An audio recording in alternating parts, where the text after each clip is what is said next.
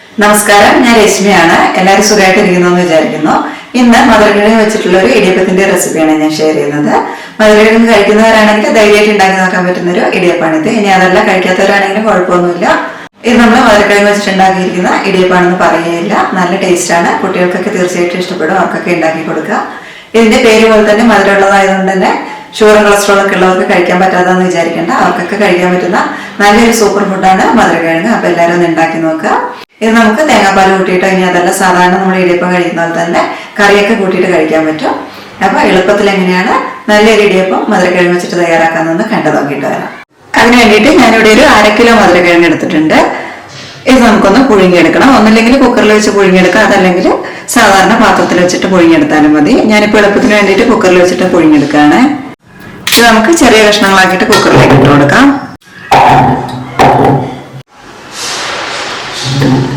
പാത്രത്തിൽ വെക്കുകയാണെങ്കിൽ ഒരു 15 മിനിറ്റ് ഒക്കെ ലോ ഫ്ലെയിമിൽ വെച്ചിട്ട് വേവിച്ചെടുക്കേണ്ടി വരും. അപ്പൊ എളുപ്പത്തിന് വേണ്ടിയിട്ട് നമുക്ക് കുക്കറിൽ തന്നെ വേവിച്ചെടുക്കാം. ഇതിലേക്ക് ഒരു 1/2 കപ്പ് വെള്ളം കൂടി ഒഴിക്കുന്നുണ്ട്. ഇനി അടച്ചു വെച്ചിട്ട് നമുക്ക് ചെറിയ ബർണറിന്റെ അടുപ്പിൽ ഫുൾ ഫ്ലെയിമിൽ 3 വിസിൽ വരുന്നവരെ വേവിച്ചെടുക്കാം. മധുരക്കിഴങ്ങ് വെന്ത് വരുമ്പോഴേക്കും പൊടി ഒഴിക്കാനുള്ള വെള്ളം ഒന്ന് തിളപ്പിച്ചെടുക്കാം. 1 കപ്പ് വെള്ളം എടുക്കുന്നുണ്ട്. 1 കപ്പ് പൊടിയാണ് എടുക്കുന്നത്. അതുകൊണ്ട് അത് കുഴയ്ക്കാനുള്ള 1 കപ്പ് വെള്ളം അടുപ്പിലേക്ക് വെച്ച് തിളപ്പിച്ചെടുക്കാം.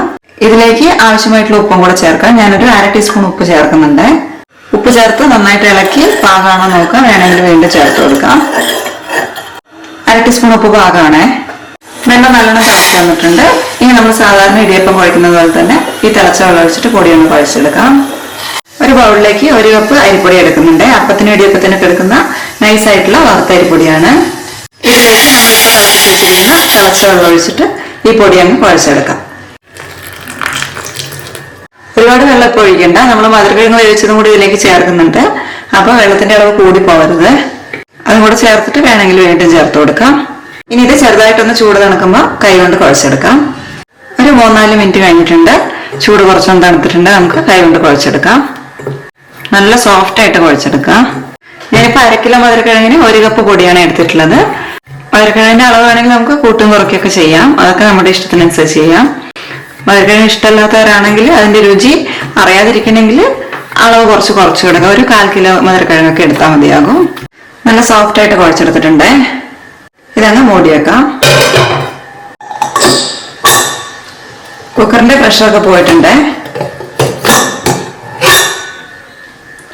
മധുരക്കിഴങ്ങ് കണ്ടില്ലേ നന്നായിട്ട് വെന്ത് വന്നിട്ടുണ്ട്.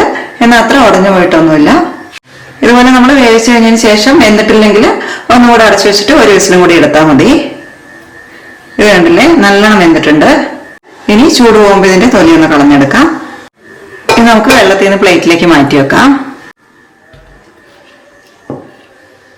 ചെറിയൊരു ചൂടോടുകൂടിയിട്ടാണ് നമുക്ക് തൊലി പെട്ടെന്ന് ഇളക്കി മാറ്റാൻ പറ്റുമേ.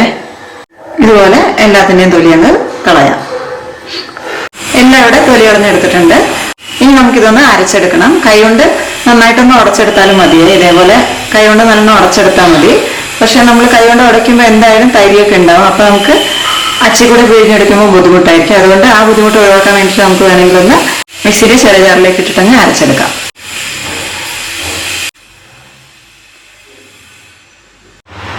രണ്ട് പ്രാവശ്യമായിട്ട് അരച്ചെടുക്കാം കേട്ടോ. ഇതുപോലെ നന്നായിട്ട് സ്മൂത്ത് ആയിട്ട് അരച്ചെടുത്തിട്ടുണ്ട്. ഒട്ടും തരിയില്ലാതെ കണ്ടില്ലേ. ഇപ്പൊ അരച്ചെടുത്തത് നമുക്ക് നേരത്തെ നമ്മൾ പൊടി കുഴച്ച് വെച്ചിരുന്നില്ലേ അതിലേക്ക് ഇട്ട് കൊടുക്കാം.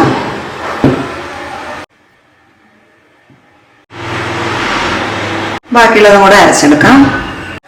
ഇപ്പൊ അരച്ചതും കൂടെ ചേർത്തിട്ട് നന്നായിട്ടൊന്ന് കുഴച്ചെടുക്കാം. അരിയും മധുരക്കിഴങ്ങും കൂടെ നന്നായിട്ട് കുഴച്ചെടുക്കാം. നന്നായിട്ട് കുഴച്ചെടുത്തിട്ടുണ്ട്. മധുരക്കിഴങ്ങ് കൂടുതലുള്ളതുകൊണ്ട് തന്നെ എന്തായാലും നമ്മുടെ കയ്യിലേക്ക് ഒട്ടിപ്പിടിക്കും.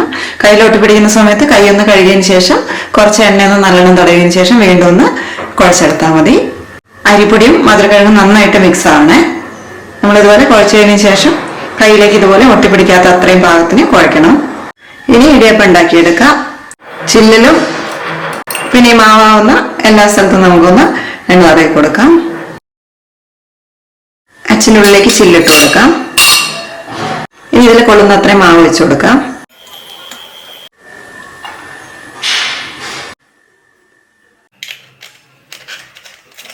ബാക്കിയുള്ള മാവ് മൂടി വെക്കണം, അല്ലെങ്കിൽ പെട്ടെന്ന് തന്നെ ഉണങ്ങി പോവേ. ഇനി നമുക്ക് ഇടിയപ്പം ഉണ്ടാക്കിയെടുക്കാം. അതിന് വേണ്ടിയിട്ട് ഇഡലി തട്ടിലേക്കും കുറച്ച് എണ്ണയും തടവി കൊടുക്കാം ഒട്ടിപ്പിടിക്കാതിരിക്കാൻ വേണ്ടിയിട്ട്. ഇനി ഇടത്തട്ടിലേക്ക് മാവ് പിഴിഞ്ഞൊഴിക്കാം. അതിന് മുൻപായിട്ട് അടിയിലേക്ക് ഒട്ടിപ്പിടിക്കാതിരിക്കണമെങ്കിൽ വേണമെങ്കിൽ അടിയിൽ കുറച്ച് തേങ്ങ ഇട്ട് കൊടുക്കാം. അടിയിലിടണമെന്ന് നിർബന്ധമൊന്നുമില്ല കേട്ടോ. ഇടുകയാണെങ്കിൽ പെട്ടെന്ന് ഒട്ടിപ്പിടിക്കാതെ നമുക്ക് പുറത്തേക്ക് എടുക്കാൻ പറ്റും. ഇനി ഓരോ കുഴിയിലേക്കും പിഴിഞ്ഞൊഴിക്കാം.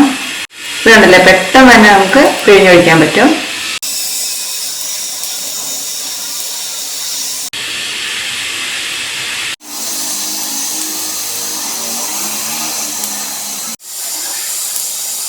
ഇനി ഭംഗിക്ക് വേണ്ടിയിട്ട് മുകളിൽ വേണമെങ്കിലും തേങ്ങ ഇട്ട് കൊടുക്കാം. ടേസ്റ്റും ആണ് തേങ്ങ ഉണ്ടെങ്കിൽ. ഇനി നമുക്ക് വേവിച്ചെടുക്കാം. ഒരു ഇഡ്ഡലി പാത്രത്തിലേക്ക് 1 ലിറ്റർ വെള്ളം ഒഴിച്ചു കൊടുക്കാം.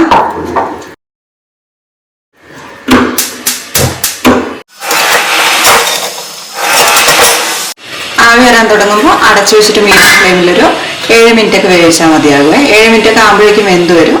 ഇനി വെന്തിട്ടില്ലെങ്കിൽ ഒന്നുകൂടി ഒന്ന് അടച്ചു വെച്ചിട്ട് വേവിച്ചാൽ മതി. 7 മിനിറ്റ് കഴിഞ്ഞിട്ടുണ്ട്. അപ്പം എന്തോന്ന് ഇതേപോലെ തൊട്ട് നോക്കാം. കയ്യിലൊട്ടുന്നുണ്ടെങ്കിൽ വെന്തിട്ടുണ്ടാവില്ല. അപ്പം ഒന്നും കൂടി ഒന്ന് അടച്ചു വെച്ചിട്ട് വേവിച്ചാൽ മതി. ഇപ്പോൾ കയ്യിലൊട്ട് ഒട്ടിപ്പിടിക്കുന്നില്ല. അപ്പം നന്നായിട്ട് വെന്തിട്ടുണ്ട്. നമുക്ക് ഫ്ലെയിം ഓഫാക്കിയിട്ട് അപ്പം കൈ പൊള്ളിക്കാതെ പുറത്തേക്ക് എടുക്കാം. ഇനി ഇത് ചൂട് പോകാതെ കാസറോളിലേക്ക് ഇട്ട് വെക്കാം.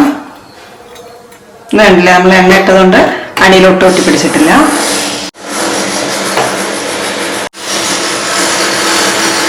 ഈ രീതിയിൽ തന്നെ ബാക്കിയുള്ള എല്ലാ അപ്പം ഉണ്ടാക്കിയെടുക്കാം. വെള്ളം കുറച്ച് കുറഞ്ഞിട്ടുണ്ട്. 1 കപ്പ് വെള്ളം കൂടി ഒഴിച്ചു കൊടുക്കാം. ഇനി വാഴയിലേന്റെ രുചിയും ഗുണമൊക്കെ കിട്ടുന്ന ഇടിയപ്പം ഉണ്ടാക്കിയെടുക്കണമെങ്കിൽ ഇതേപോലെ വാഴയില ചെറിയ കഷ്ണങ്ങളാക്കിയിട്ട് മുറിച്ചെടുക്കാം. ഇതിൽ കുറച്ച് എണ്ണ തടവി കൊടുക്കാം. വേണമെങ്കിൽ മതി, ഇല്ലെങ്കിലും കുഴപ്പമൊന്നുമില്ല. എണ്ണ തടവാണെങ്കിൽ വേഗം തന്നെ വിട്ട് കിട്ടുമല്ലോ, അതിന് വേണ്ടിയിട്ടാണ്. ഇതിലേക്ക് മാവ് പിഴിഞ്ഞിടാം. നമ്മൾ തട്ടിലിടുന്നേക്കാളും കുറച്ചും കൂടെ കനത്തിൽ വേണമെങ്കിൽ ഇതിലിട്ട് കൊടുക്കാം. പാകത്തിനാകുമ്പോൾ ഇതുപോലെ അങ്ങ് മുറിച്ചിടുക. ഇതിലേക്ക് കുറച്ച് തേങ്ങ ഇട്ട് കൊടുക്കാം. ഇതിലും കുറച്ച് എണ്ണ തടവി കൊടുക്കുന്നുണ്ട്. മാവ് ചുറ്റിച്ചിടാം. ഭയങ്കര സോഫ്റ്റ് ആയിട്ടുള്ള മാവാണ്. നമുക്ക് പെട്ടെന്ന് തന്നെ ഒട്ടും ബലം പ്രയോഗിക്കാതെ ഇതേപോലെ പിഴിഞ്ഞു വെച്ച് കൊടുക്കാം. തേങ്ങയൊക്കെ നമ്മുടെ ഇഷ്ടത്തിനനുസരിച്ച് വേണമെങ്കിൽ കൂടുതൽ ചേർത്ത് കൊടുക്കാം കേട്ടോ. ഇതേപോലെ 3-4 പിഴിഞ്ഞെടുത്തിട്ട് നമുക്ക് ഒരു തട്ടിൽ വെച്ചിട്ട് ഉണ്ടാക്കിയെടുക്കാം. ഇനി ഈ തട്ടിലേക്ക് ഇലയിൽ പിഴിഞ്ഞിട്ടുള്ള മാവ് വെച്ച് കൊടുക്കാം.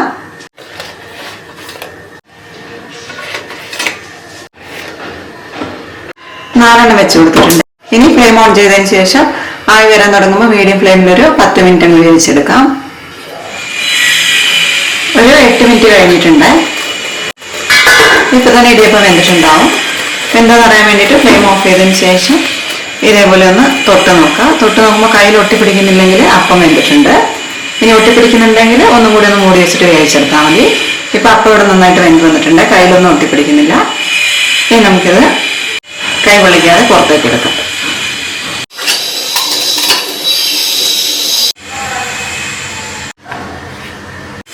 നല്ല സോഫ്റ്റ് ആയിട്ടുള്ള അപ്പാണേ. ഇതുണ്ടല്ലേ, ഇലയിലൊക്കെ നന്നായിട്ട് വിട്ടിരിക്കുന്നുണ്ട്. ഈ ഒരു അളവില് പൊടി എടുക്കുകയാണെങ്കിൽ നമുക്കൊരു 30 അപ്പം വരെയൊക്കെ ഉണ്ടാക്കിയെടുക്കാം. കണ്ടില്ലേ, നല്ല സോഫ്റ്റ് ആയിട്ടുള്ള അപ്പാണ്. ഭയങ്കര സോഫ്റ്റ് ആണ്.